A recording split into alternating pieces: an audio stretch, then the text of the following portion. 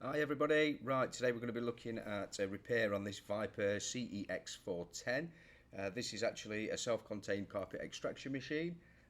This one's coming with a poorly motor, so the suction motor is actually burning out. So like most extraction machines, we start off by removing the two bolts underneath the machine.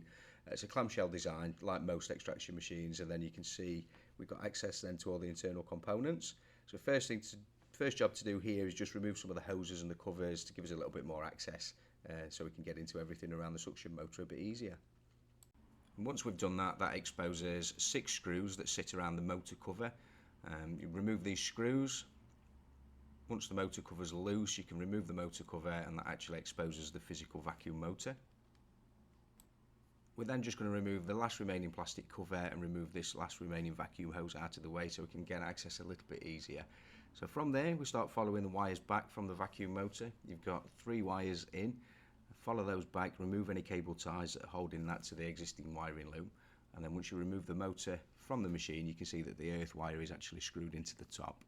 So we'll start off by removing that, and from there we can then follow the 2 remaining wires down into the rest of the wiring loom.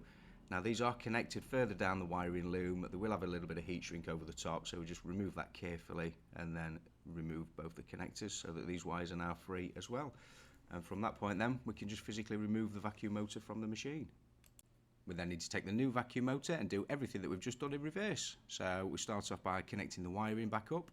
So the earth wire was the first one that we've done on this particular occasion, and then we follow the other 2 wires down, reconnect up and put some heat shrink over the top just to keep those protected.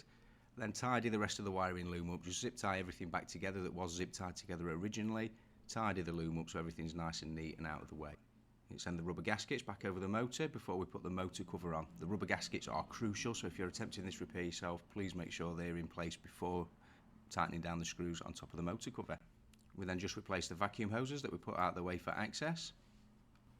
Once they're back in position and nice and tight and secure, we can then put the plastic cover back in place that we removed earlier, tilt the machine back together and put the 2 remaining bolts back into the machine. Now before taking this off the bench, we give the brush roll a good clean because it was minging.